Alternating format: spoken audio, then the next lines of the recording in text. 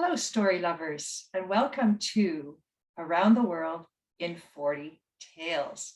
My name is Doreen Vanderstoop, and I'm here this morning with my fellow Storytelling Alberta member, Karen Gummo. Good morning, Karen. Welcome.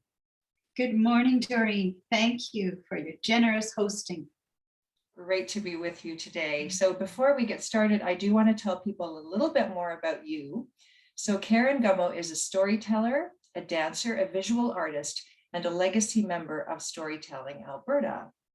A descendant of Icelanders and Danes who settled in Alberta between 1889 and 1929, Karen tells the myths, sagas, and folklore of the Norse people, especially the tales of her adventurous family. She has toured across Alberta as well as in Ontario and Newfoundland. Karen has traveled as far away as Iceland to offer her heartfelt sagas. So before we dive into Karen's story, we wish to acknowledge that our program today takes place on the traditional territory of the Indigenous signatories to the many treaties in this beautiful province of Alberta. And we also walk in the footsteps of the Métis Nation of Alberta and the Métis settlements. We give this acknowledgement in the spirit of reconciliation and great respect. So, Karen, take it away. Thank you, Doreen. And we have to say again, happy anniversary, baby, because it's our 40th anniversary. This is part of our celebration. Hooray. I bring you a story now from my grandmother, who at nearly 100 was still making new friends at a bus stop and beating me gracefully in a game of Scrabble. And my grandfather, Niels, who I remember had a gentle wit and sat in a great chair shrouded in smoke. Could these two old people have a love that sparked my imagination? They could. These two people fell in love in a turnip patch. At least that's the way I thought it went. But Niels said, oh no, it was long before.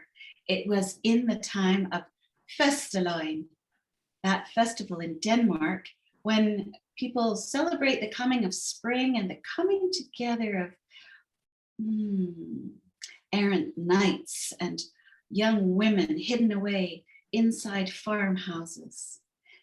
These young men would ride from farm to farm and they would sing at the top of their lungs this song. Boller op og boller neder, boller i min mave. Og hvis jeg ingen boller har, så lever jeg bare leve. Which roughly translated means sweet buns up and sweet buns down and sweet buns in my belly. If I can't get some sweet buns now, I'll cause a lot of trouble. It was a celebration which was a little bit like our Halloween, I suppose, but a coming together of possibilities. It is said, well, I forgot to tell you that this story was given to me by my sister, who heard it from her uncle, who heard it from his brother, who heard it from his mother, who doesn't speak of it now, mostly because she's gone from us. But Uncle Norman says that Downu on that day would pick a fresh apple or 2 or 5 or 20 and hold them in a bucket, shining them up nicely and offering to these sweet buns to fine young men who wandered from farm to farm. When she was 13, Niels had spotted that girl with the flashing eyes who offered the sweetest, finest buns to nibble on and the shiniest red apples. But now she came outside as she got a little older and got employment in the neighbor's turnip field. And there she was, hoeing the weeds that the turnips might grow fatter and juicier for all who would eat them. Niels found himself riding past that turnip field on every opportunity. Was she there? And very often he found her there. He timed it just so. Riding on his bicycle, he would stop and see if she might engage in conversation. She was busy. She had work to do. But when he offered to take her to a silent film or to a dance in the village in Jutland, what a glorious thing. He was a little awkward on his feet, but he had an appreciation for music. Well, time went by and she didn't take much notice of him. Cupid's arrow had stuck itself firmly in his heart. But it was on the day when he came with pamphlets and brochures and maps of this land called Canada and of the promise of a new and better life there. They could be adventurers. Wouldn't she like to go? Well, hearing these words, Cupid's arrow struck fast into her heart. And she went home that night with great excitement, declaring to her family that she and Niels would go to Canada. But there was only silence and stern looks from her mother. No, no, Downing, said her mother. Your place is here with us in Denmark. You'll not go to the wilds of an unknown land. No, you'll stay here. Her father waited a little.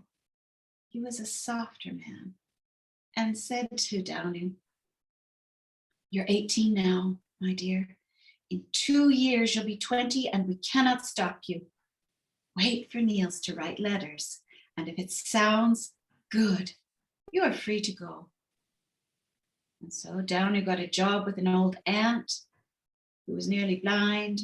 And then she worked for a while on the island of Zeeland at a crippled children's hospital. She would gain skills there that would get her ready for one of her children who would need her care.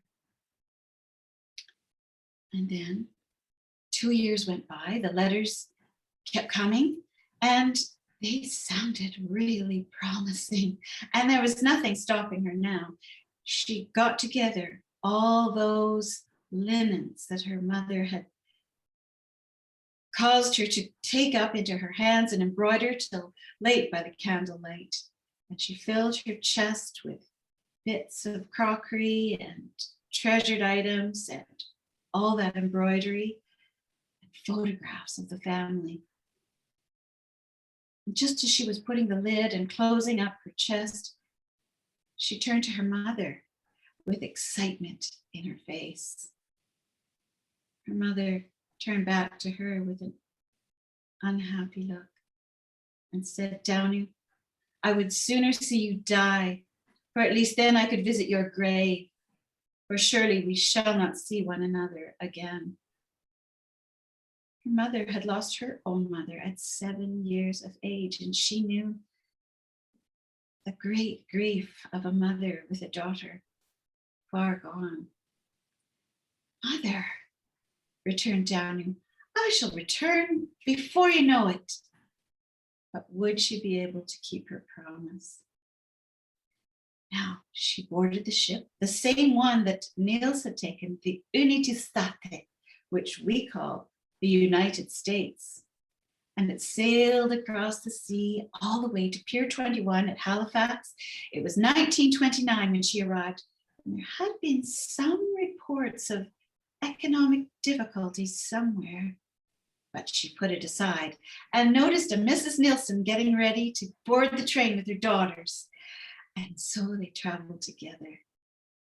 The food on the train was hardly available, and there was some rancid butter that would make Downing turn her nose away from butter for a good long time after that. But they waited as that train snaked its way, trundled across the expanse of this land, which is Canada. At last it came into the CN station in Calgary. And Mrs. Nielsen, she was swept up in the arms of her husband, and there were warm embraces all down the platform. but the platform cleared and there was no Niels. She looked, and at last she saw a young man approaching her. And he spoke to her in Danish and saying, "Oh, damn you. Niels is busy working at a farm at Didsbury. He couldn't get away from the harvest. He asked me to come and get you. You'll just have to spend one night at the Danish men's hostel. And in the morning, I'll put you on the train." She thought to herself, I spent the last of my savings to get to this place, and he doesn't even show up to meet me after 2 years. And so when the man from the Danish hostel, well, more than one of them, asked her for her hand in marriage to them instead, she did contemplate it for a minute.